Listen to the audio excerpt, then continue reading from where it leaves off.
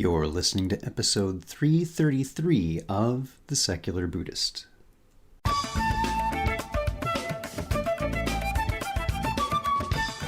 Welcome to The Secular Buddhist. I'm Ted Meissner.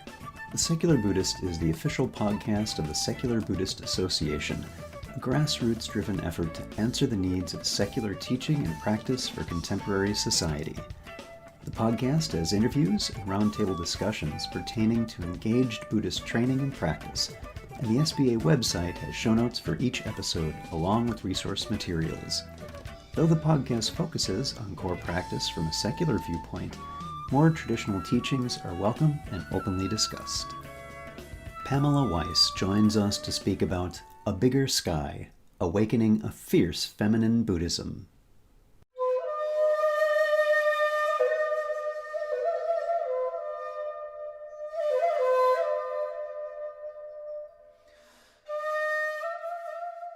Hi everyone.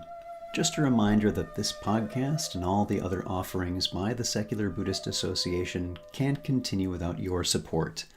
Visit secularbuddhism.org and click on the contributions button if you find value in what the SBA has made freely available for over 10 years now. Thank you for your generosity and your care. One of the challenges to Buddhism in its encounter with modernity is its relationship to gender equality. The ordination of bhikkhunis during Gautama's lifetime was certainly groundbreaking and progressive for the time, but times had changed, and in some branches of the Buddhist tree, feminist ideals remain under the thumb of patriarchal norms. Pamela Weiss was the first and only lay person in the Suzuki Roshi Soto Zen lineage to receive full Dharma transmission, and is among the few Buddhist teachers authorized to teach in two traditions. After living as a monastic at Tassajara Zen Mountain Monastery for 5 years, she completed comprehensive training through Spirit Rock Meditation Center to become an insight meditation teacher.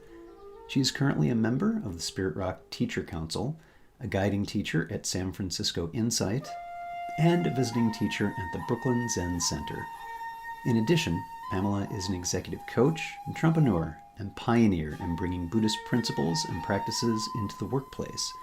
She created the award-winning Personal Excellence Program, which, since 2008, has rolled out to thousands of people at companies like Genentech and Salesforce. So, sit back, relax, and have a nice sacred Tara tea. Our guest today is Pamela Weiss. Pamela, welcome to the podcast. Very glad to have you here. Thank you. So in most of our introductions and beginnings of the interviews, I ask for the guest to talk about their background, but this book that we're talking about today is very personal. It's very autobiographical, so that's really unfolding the entire conversation we're going to have is about so much of this. So when I ask you here to tell us a little bit about yourself in the beginning, this is inextricably linked with the words you have to share about it. So maybe you can start us with just the beginnings about you, and we'll have this unfold during the conversation. Do you mean in beginnings like where I was born, or beginnings where I came to meet the Dharma? Both is just fine. Whatever feels appropriate for you. That might be helpful. Yeah. Yeah, so I grew up in Berkeley, California in the 60s. And if you know anything about American history, that says quite a bit right there. I was tear gassed out of kindergarten during People's Park. And so I grew up in a time where there was a lot of foment and change. And I was the oldest daughter of a upper middle class Jewish family. And when I was 11 years old, I was diagnosed with type 1 diabetes. And it kind of put a pop to a family and a story of who we were and who I was that seemed kind of like super happy and everything was going my way until that point. And it caused me many years of denial and just trying to avoid and ignore. And as that was no longer possible, um, it really brought me to a place of trying to make sense of what was happening, make sense of my own mortality, make sense of what it means to live with an illness, um, what human suffering is about, and that there were other pieces, but that was the main part that led me initially to the door of San Francisco Zen Center.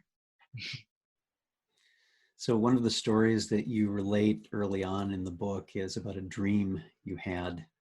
Mm. And I'm wondering if you'd share a bit about listening with love and holding snarling dream puppies.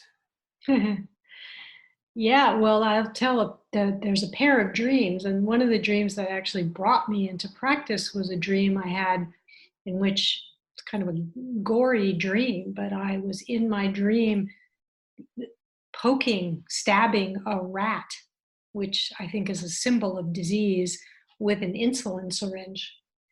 And it was so kind of horrifying to me in the dream. And when I woke up, that I realized it's kind of a wake-up call of, oh, there needs to be a shift in my relationship with my body, with my illness. And that was very much a prompt to have me begin my practice.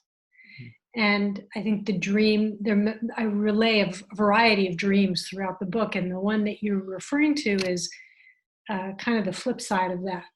And in that dream, I'm walking in the countryside, and I see a house, and I approach the house, and I'm summoned, beckoned to come inside, and there's this giant basket of puppies on the kitchen floor. And I understand in the dream that it's my job to pick a puppy. I get to pick one. So I pick up this puppy and I'm holding it, and it's so cute, and it's looking at me and I'm looking at it, and we're having this moment, and then this puppy springs fangs. And in the dream, I'm like afraid and want to just drop the puppy. And I hear something that says, "Oh, the puppy is afraid." Oh. And so I just hold the puppy.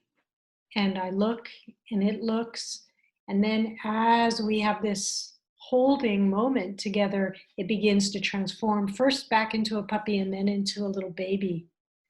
And it was such a beautiful, so much in contrast to the rat, right? And that was the puppy dream was, later in the process, when I started to have an inkling that there was a different way of relating to myself and relating to, my own difficult experiences. Yeah.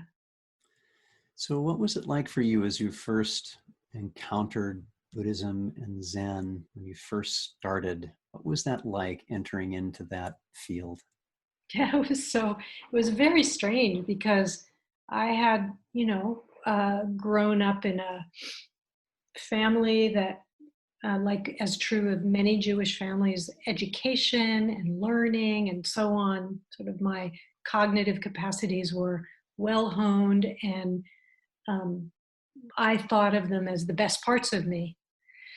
And so I had a very critical mind. And when I first came to Zen Center, I thought, these people are very strange, bald people with black robes, But something, even in the very first encounters, while my mind was saying, yikes, this is a weird place, get me out of here, something in my heart was really deeply touched by what I would now call the presence of the people who were there, and the way that they met me and were kind and inviting, and really met me where I was. I was suffering enormously when I first arrived, and was really welcomed just as I was, in my kind of scruffy, hypercritical, pained self. Yeah, it was quite a interesting tug and pull inside of me, because my mind didn't stop complaining and judging and criticizing, but something kept pulling me back. You know? Yeah, and I think for many listeners to this, and certainly to me, that's very close to my own first encounters with Zen. It's like, oh my goodness, old people in robes, what am I doing here? Yeah. And and still not being able to turn away, Mm-hmm. still being brought back in, Yeah. and it touching each of us in different ways, but certainly ways that were helpful because we stuck with it over the time. Yeah. So how did that continue to unfold for you? Well, once I literally, I kind of stepped in and then I just fell right in. And I took a class and I took another class and I did a practice period. And then I was, um, I ended up quitting my job with the intention of going on to graduate school. And I decided to spend the summer at Tassajara, which is the mountain monastery that's owned by San Francisco Zen Center. So I quit my job early, went to spend the summer at Tassajara, and then that was that. I never went to graduate school. Um, it just took me really. The combination of the beauty of the teachings, Soto Zen teachings, and for me, falling in love with Dogen Zenji and Suzuki Roshi, and I just was astonished by how vivid and beautiful and mysterious all those things that was. And then there was the beauty of the place and the community. And I just felt like I got taken up in an embrace that I was so hungry for. Yeah. So I'm wondering about the personal excellence program features in your book in the early stages. I'm wondering if you could say a little bit about what that is and maybe chronologically put this together with your own journey and how this fit in. Yeah, so there's a few steps between, falling in at Zen Center, falling in love with Zen, and I lived there for 5 years at Tassajara and Green Gulch Farm, back and forth. And I really wanted to stay. I wanted to ordain as a priest. I saw myself living there and making that my life. And then I met and fell in love with my now husband. And that popped me out. And so I struggled for quite a while trying to find my footing in the world. And the personal excellence program was it was a out of the box at the time creation of a combination of professional coaching, which I had been doing after I left Zen Center, and leadership development and principles and practices from Buddhism. And I had a friend invite me in to do a little half-day offsite for a client of hers who was a meditator. So I did a day for his leadership team, and then he just kept inviting me in to do more. It was like having a fairy godfather. And so the personal excellence program was basically him saying, I want to create a culture of mindfulness in my organization. How would you do that? And I said, I have no idea. And no one's ever done that before. Yeah. This was quite a ways back, 15 plus years ago. Mm-hmm. And he said, great, let's make it up. And so I took all of what I knew from my years of practice and tried to find a form and format in which those principles could be introduced, not just meditation, but kind of an engaged, ongoing wakefulness in daily life. And then the program just took off in completely surprising ways to me. Mm-hmm. I had no expectation of any of that. Wasn't my intention. I was just responding. And then it grew. It's still going. I'm not involved with it so much anymore, but it's still being offered to dozens, if not hundreds of people across the globe. So. And you mentioned this showing up in some surprising ways, things you weren't expecting. And I'm very curious about that because you're blending leadership development coaching with Zen. And for many, although we've had guests here who've talked about that sort of thing before, there are some really interesting nuggets and gems that can show up with that. So I'm kind of curious about some of the things that was unexpected and really interesting for you during this process of building it.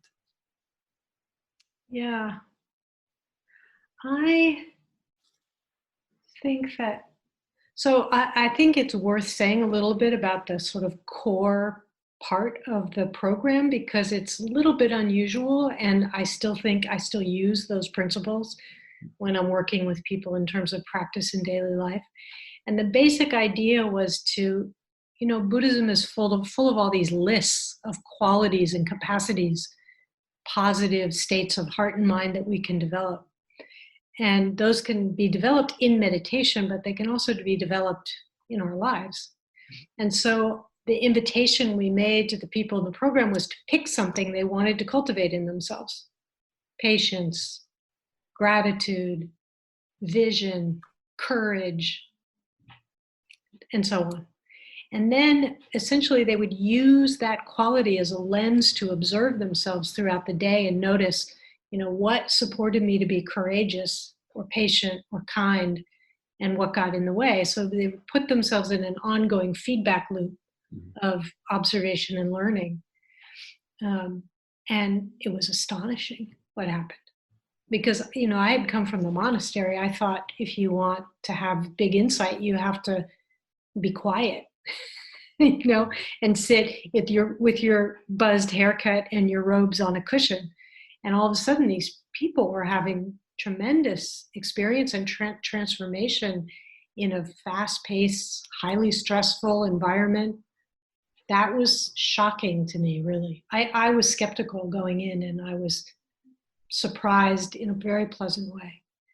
The other thing that really surprised me, though I'm not sure why in retrospect, is just to see we had people working in groups, and the quality of connection and community and belonging that started to happen because we gave people an opportunity to be real and to share something with each other that they really cared about, that was personal.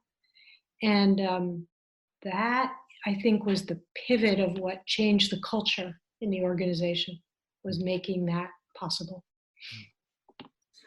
So I'm wondering if this experience with PEP was instrumental in kind of the uniqueness of your own Dharma transmission. And I don't want to go into too much. I want to actually save that for the end because it's a more recent thing. But you had mentioned earlier an interest in ordination, going that way, but that shifted at some point. I'm wondering if it may not have been related to that, but I'm curious if there was some connection there with what. Totally related. I'm not sure I thought about it that way, Ted, but I feel like, yeah, exactly. Because I had a point of view about what real practice was. And I think I can say from my own direct experience working with hundreds of people that I was wrong. And I was shown to be wrong. And I don't mean to say that deep retreat, silence, extraordinary states of heart and mind that can arise on meditation retreat aren't valuable. And I still practice those things myself. But to see what was really possible when you gave people kind of fertile ground and planted seeds changed my whole attitude and approach. And really left me feeling that I could have gone back in, to a more cloistered, monastic, priest orientation. But I felt so pulled and drawn to be in the world and to share what had really transformed and healed me so deeply with other people. Yeah. Thank you for sharing. That PEP experience was pivotal to that. Absolutely. And that's one of the things that many of the listeners as well have run into, because we've talked about it over the years, is that this is not reserved for one particular context that people have a lot of variability in them, and people who are in different settings, whether it's the corporate world or a Zen center on retreat and their monastics, are still people and have that capability for meeting the Dharma, for being influenced and maybe fundamentally changed by it wherever they happen to be. Yeah, and the thing that I saw was that just how deep the yearning is in my experience, kind of what I would have perhaps described as regular people. Like that regular people had this deep, deep yearning to connect deeply with themselves and with each other. And that the regular world that we live in doesn't promote that necessarily. It promotes moving fast and getting ahead and accomplishing. But right under the surface of that, there's just this beautiful human yearning and heart and longing to be part of something that is both bigger than oneself and that is done in a shared way, with others. Yeah. Well said. So I also want to ask about one particular significant event that happened that you talk about during the book is your husband had a severe accident while bicycling, I think it was. Yeah. And I'm curious how that influenced you, your connection with the Dharma. What came up for you during that time? Yeah, it's interesting. I hadn't exactly thought of it this way, but it was my meeting my husband, Eugene, that is what took me out of the monastery. And it was his bicycle accident, really, that is what took me out of, running a business and running PEP for hundreds of people across the globe. Um, and yeah, I mean, I tell the story in the book about being at a conference on stage, telling the story of PEP. It was a big deal for me, big presentation. And when I stepped off stage, I got called outside and basically said, Eugene was in a terrible accident, and was ushered to my car and driven to the emergency room where he had been helicoptered after a serious bicycle accident and brain injury. And it was like, I think I talk about it in the book, but it's one thing to understand the truth of impermanence when you're sitting in meditation. And it's another thing to get like a gut punch.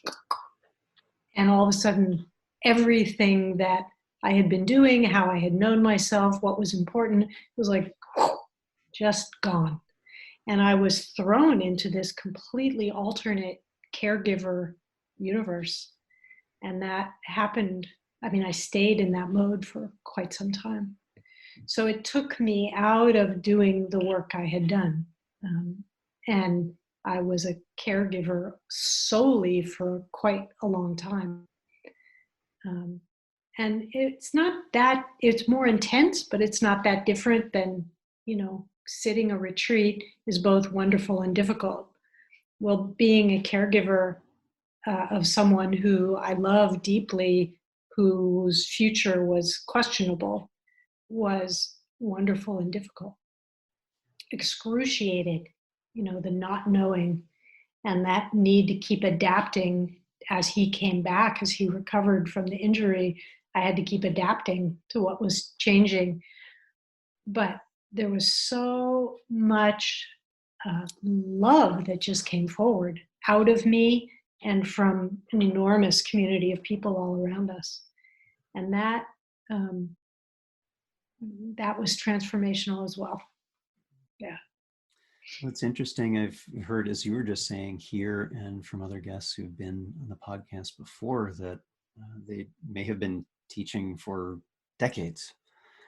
And then there was some event which really brought it home for them, what they were doing. And there was an adjustment to this. And I'm wondering for you and that adjustment, difficult? One can only imagine if one hasn't been through it yourself. And coming out the other end, what has that been like? And if you would also update people who might be a little nervous about how's Eugene doing? He's doing good. No, I've had that happen before. I tell this whole dramatic story, and then people are like, "What happened to Eugene?" Yeah, I will say that he was in the hospital for about 6 weeks, including in a brain rehab center. And one of the women who was a cognitive therapist who worked with him while he was there, worked with us while he was there, she came to our house some months after he had left the hospital and had tea with us. And at the end, as she was leaving, she kind of tugged on my sleeve and pulled me aside and said, "You know, we didn't expect this. We didn't expect him to come back as fully as he did. And he's truly an outlier."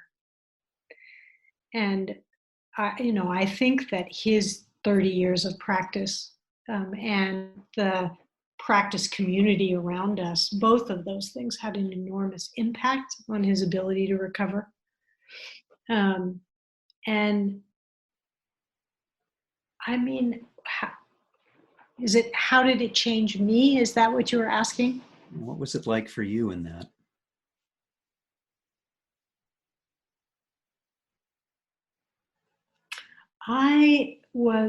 When I was in the thick of it, as it were, I was just one step in front of the other.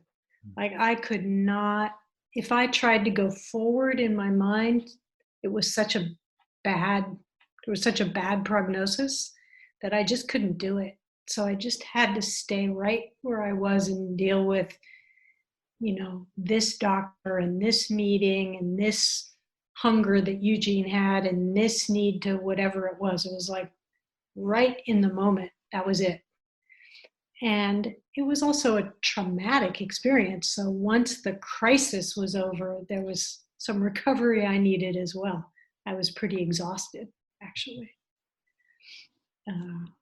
And that was a big part of what I couldn't go back. I couldn't go back into the kind of high intensity, fast paced running a business. It was gone for me. The drive to do that was gone after that. Yeah.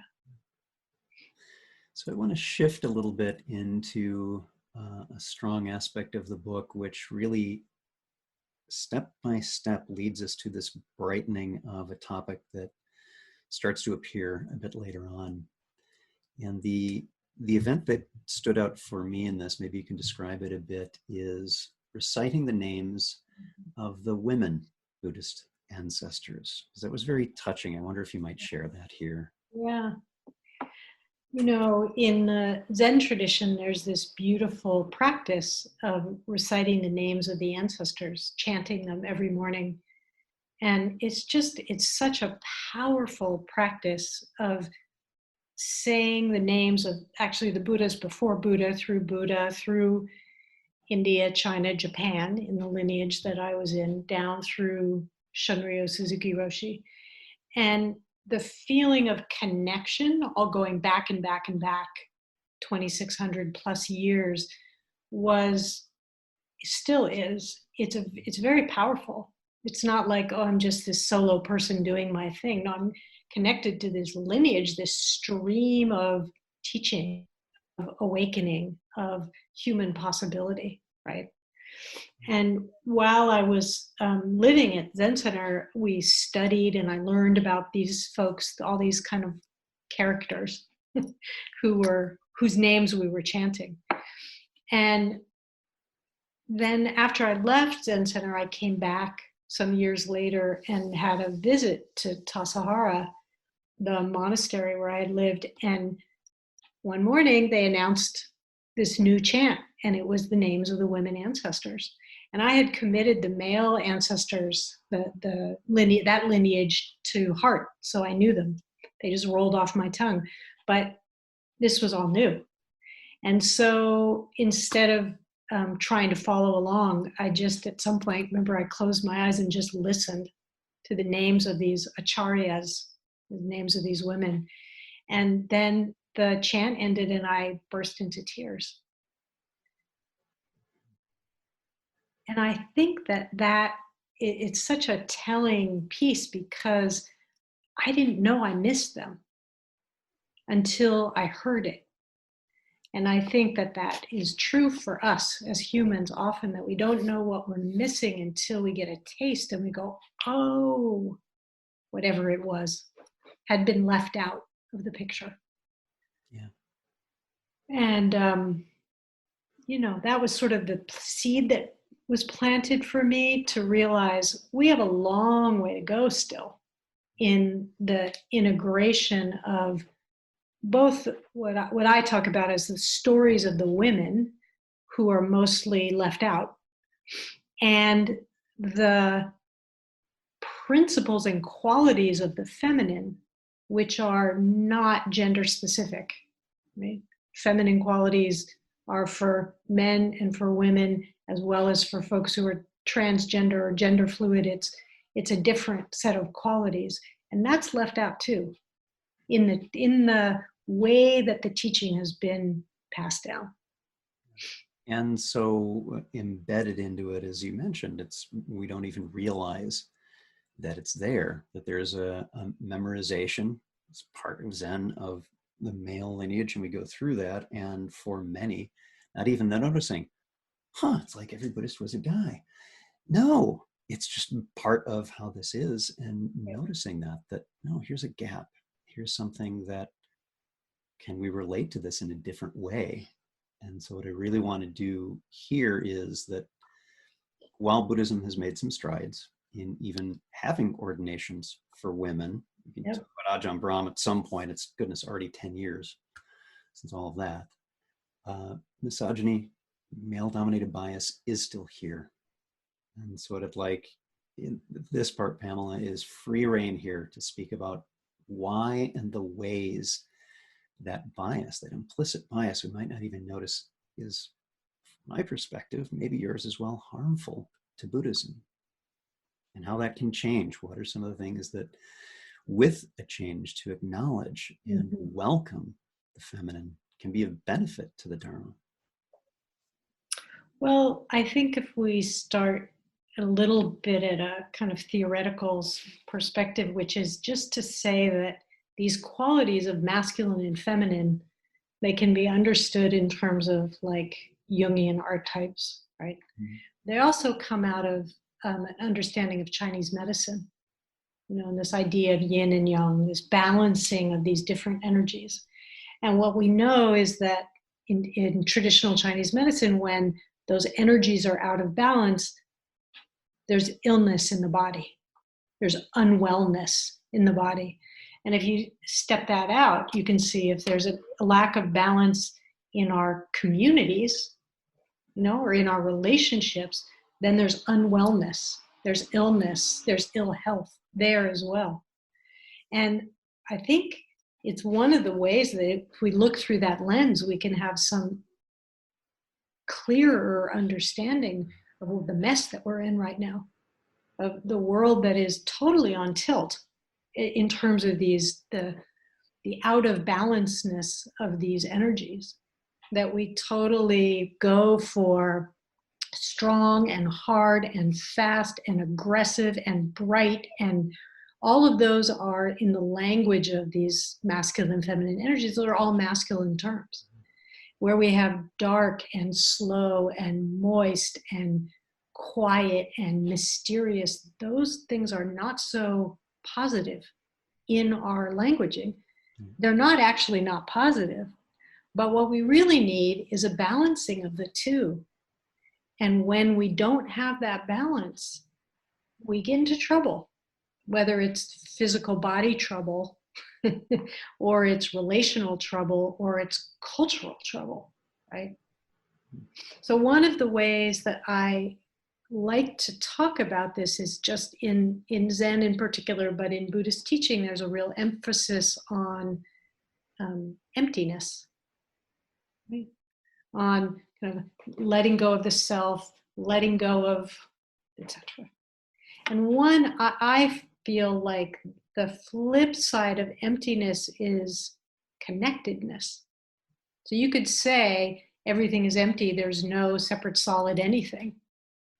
Okay, That's kind of the wisdom eye. But you could say the same thing through the heart. You could say the same thing through, yeah, I'm not separate, but that's because who I am is the composite of relationships that I'm part of. That's a more, from my language, the way I'm talking about it, that's a more feminine approach to understanding. And you can feel how practice would be different if what we were emphasizing was our connectivity rather than cutting through to emptiness. Right? A difference between the tone of the words discipline or nurturing. Yes.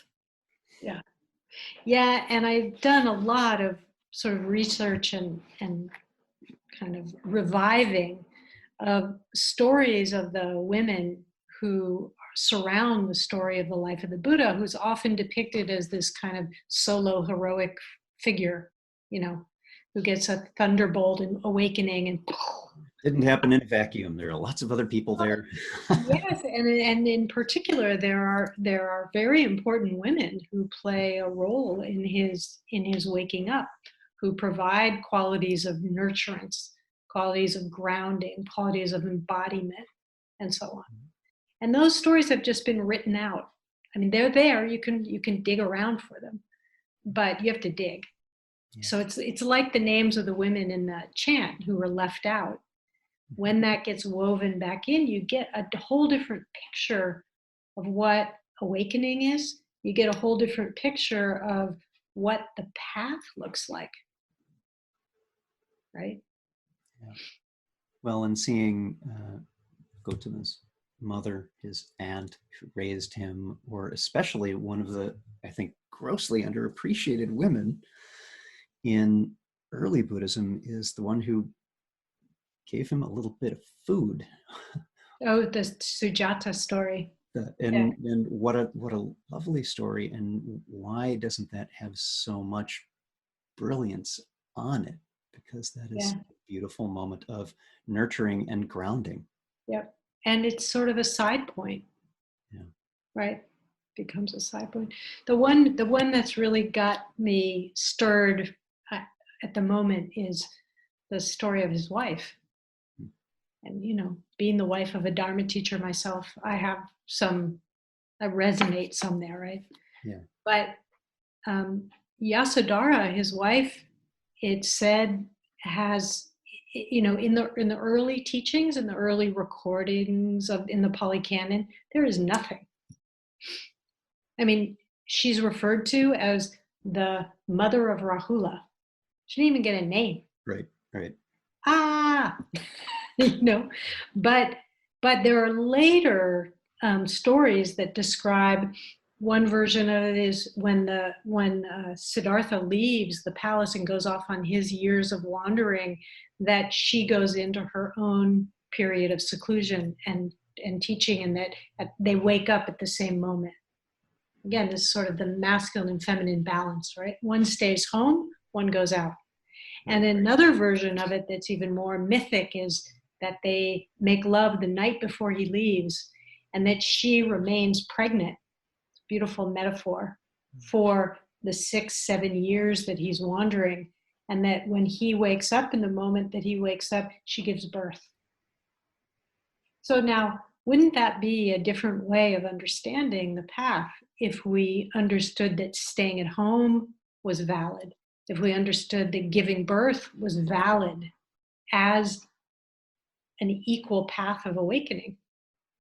Right, and that so strongly influences how we privilege the monastic life, the householder's life, instead of people living in different ways that are helpful to them in their journey, whatever that happens to be. Yeah. So I wonder about what some of the things you have found to help raise that awareness at the very least, or shifting that needle on how we approach the Dharma as something that also is not just giving a gentle nod, but a true light on the value of these feminine ideals in women that are every bit as much a part of our tradition as the men.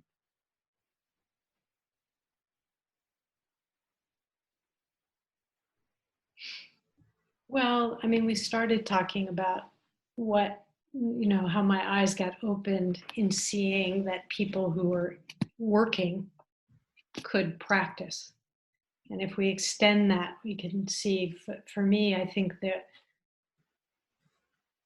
convert Western Buddhism, I suppose I should just qualify that by saying in California, but maybe in the United States, has done such a spectacular job of creating retreat centers, long, intensive places where people can step out and go. And I have no problem with that.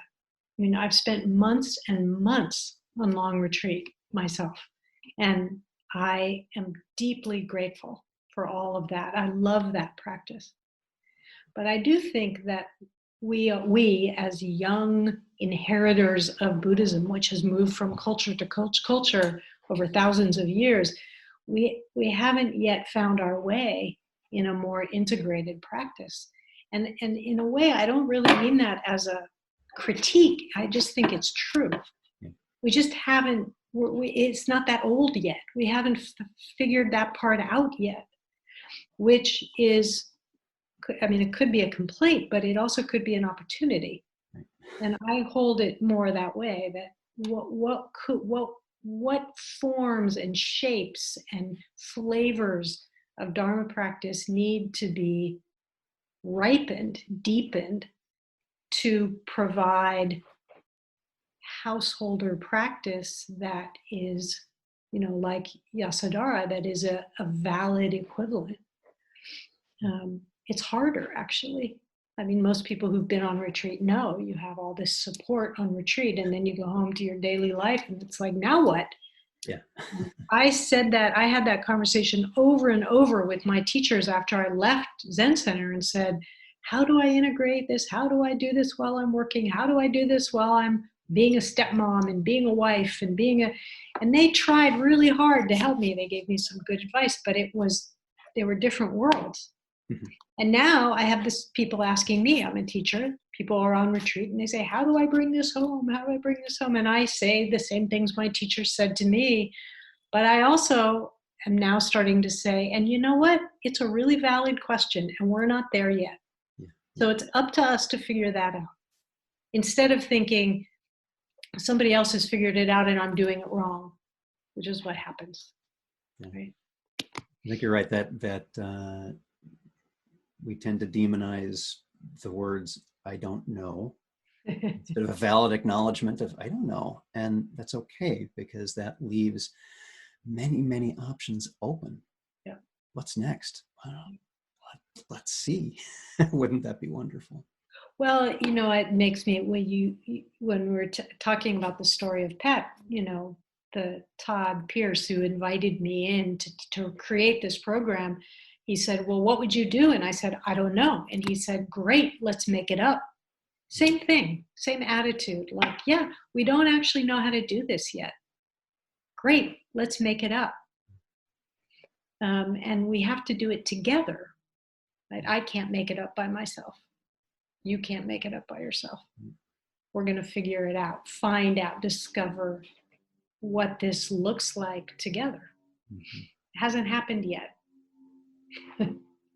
and little by little. Yeah, exactly. We're going to, fall down, get up, fall down, get up. That's how we polish the pearl, You get gritty as you go, but that's what, I mean, if the world right now is not showing us that, right? The Dharma isn't someplace else. It's right where we are. And just like the gut punch of, Eugene's accident, now we're all in the midst of nobody knows. Even the scientists say, I don't know. We don't know. We don't know much about this virus. We don't know what's going to happen. We don't know. So we have to practice here.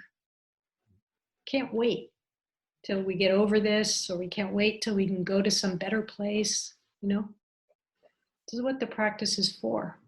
And at the very least, that aspirational time still begins now. Mm-hmm. So I'm also wondering, you you share stories from the voices of women ancestors. This is Mm. something you've been studying for some time. And I'm wondering if you have some personal favorites, one that really speak to you that you might be willing to share. Mm.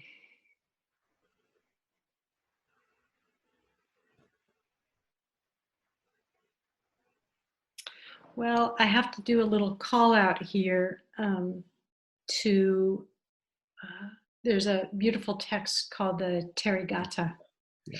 which is poems of awakening from the early Buddhist nuns, which fabulous that it even exists. Yeah. And there's a new translation of that from a friend and colleague, Maddie Weingast, called The First Free Women. And I read them a lot and teach from them a lot, those poems. And they are all inspiring. And the flavor of awakening in those poems has some of this feminine tone, you know. There's a quote that I use. This is not from the early Buddhist Sangha, but from Izumi Shikibu, who was um, a Japanese woman who was a courtesan essentially. She was the lover of both two brothers who were princes in Japan, and then later in her life turned toward the Dharma. And she says, she describes the teaching as this all-inclusive, no part left outness. And that, again, it feels like is her, it's a different kind of expression, right? I'm trying to remember the poem. Watching the moon at midnight, dog barks. Grover likes that one. Hey, you hush. Watching the moon at midnight, solitary mid-sky, I knew myself completely, no part left out. So it's a very different flavor than like trying to get rid of your defilements. Yeah, the diamond cutting or any other of those kinds of aggressive metaphors. Wholeness and a fecundity and a wholeness and a, yeah. Beautiful. So just two more things I want to cover with you today is first, kind of a big one. What would you like to see happen in Buddhism, Zen around that inclusiveness just in the next few years?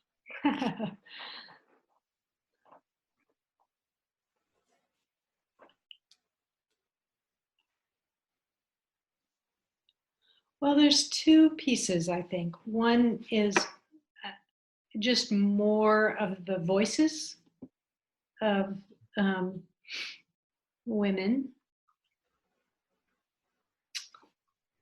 And some of them are there. I mean, it's not that it's absent, but there's a little bit of a class system, which really speaks to the second part that's a little more difficult to implement, perhaps, but there's a way in which even when there are women who are leaders in the Dharma centers or teachers, or there's still a flavor and a tone that's very masculine.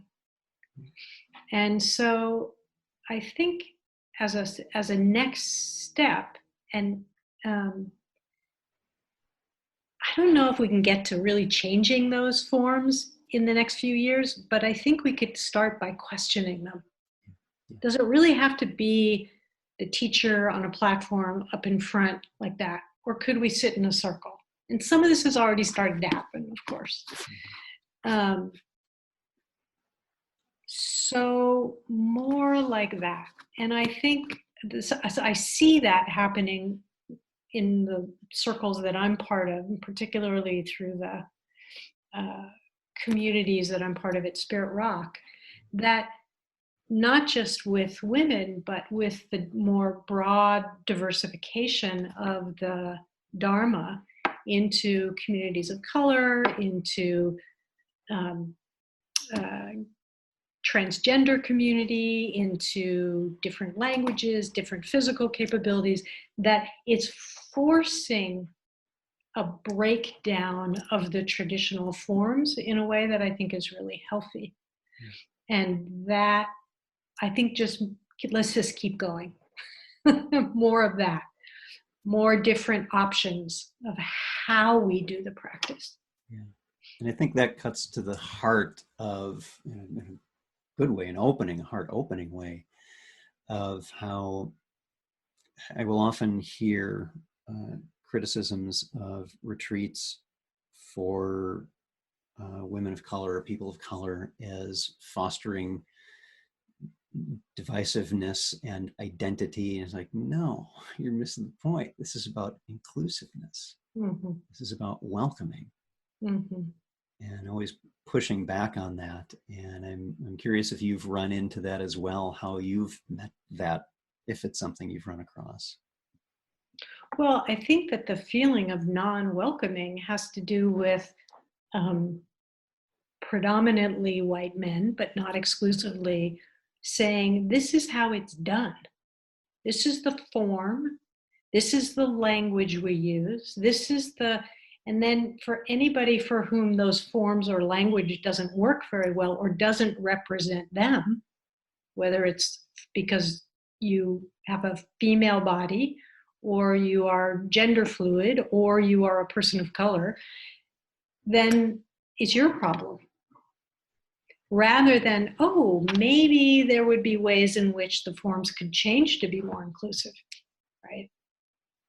And an awareness of just how society is, that it's not everyone in one geographic space who might all happen to look the same, but also inclusive of the diversity that we have today, as well as just how we identify sexual orientation or gender identification, or any number of the wonderful ways in which our communities are based on a much wider field than they have been perhaps in the past. But the folks who are holding the traditional forms, who are sitting in positions of privilege and power, need to begin by letting go of the tight grip of this is how it is. I heard someone recently talking about, well, in the Pali Canon, what it says, and I've read it's good, but let's be real about this. That's a text that was written down hundreds of years after the Buddha spoke. It was written down by a very specific group of male monastics whose goal was to keep their power intact. So it's not that what they wrote down was wrong, but it came through a particular lens, and there was tons of stuff that got left out. Yeah. I keep feeling like I actually care less about what the Buddha said than who he was. Right. And the story, as I've described, the story of the Buddha himself, he wasn't a solo hero. He was surrounded by other people. And how he interacted with other people should be as important to us as his meditation instruction. Because it doesn't matter so much whether we have this experience or that experience. What matters is how those experiences inform us and how we behave in the world. So there's a lot of reorienting, like what are we paying attention to as valuable spiritual experience? And I think that many of the communities we're just talking about, whether it's women or communities of color or, LGBTQIA community, the folks who have been marginalized more have quite a bit to say about that and to offer in terms of supporting more inclusivity in those ways. Yeah, totally agree.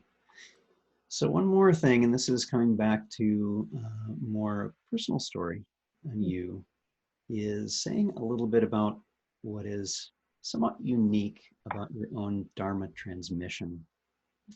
Because you didn't go with the standard, and this is one of the challenges that many people in Zen faces: progress, because there may be an interest in progress, that kind of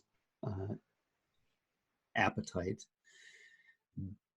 that doesn't include robes and becoming a priest. That's always been a bit of a challenge. So I'm wondering if you might say a little bit about that. Yeah, I mean, the kind of gut level way of saying it is that what I did, which was to be the first, not in general, but in the Suzuki Roshi lineage, lay person, non-priest, to receive full Dharma transmission. That to do that required breaking some rules. And that didn't come easily to me, because I have enormous respect and honoring of my teachers and of the lineage and so on. And I didn't do it because I wanted to even. I did it because that's how my life went, you know. So I didn't set out on this path to do this. But as it turned out, I left and I got married, and I, helped raise a daughter, and turned, as I described earlier, very much toward the world. And it wouldn't have felt in integrity for me to ordain as a priest so that I could complete Dharma transmission. To me, that would have felt like an insult to the priesthood, like I was doing it in a perfunctory way. And so instead, what I did what was offered to me, was to do something that hadn't been done before. And I do feel that there's a need for this piece that I talked about earlier, for a full path forward for people living in the world, to be legitimate, to be authorized, to be, and I'm quite aware that as the first person to do that, I'm not going to get that far in my lifetime in seeing this through. So my job, in a way, is just to sort of take the first step and to make it an option, and to trust that or hope and trust that generations after me will be able to use this step as a doorway, and that something will come. I don't really imagine I'm going to see that in my lifetime, the flowering of it in my lifetime. Yeah. Will be coming over time. So thank you for being the pioneer in this. Yeah, yeah. And for those who are listening, please do come to the episode page for this episode. I know you may just be listening to this through iTunes or wherever you get your feeds, but there's some links that I want you to have access to. And of course, the book we're talking about today will be on that page, along with Pamela's own site. And those are worth checking into, especially if you're interested in what we've been chatting about here today. Our guest today, Pamela Weiss. Thank you so much for being here. Thank you. My pleasure.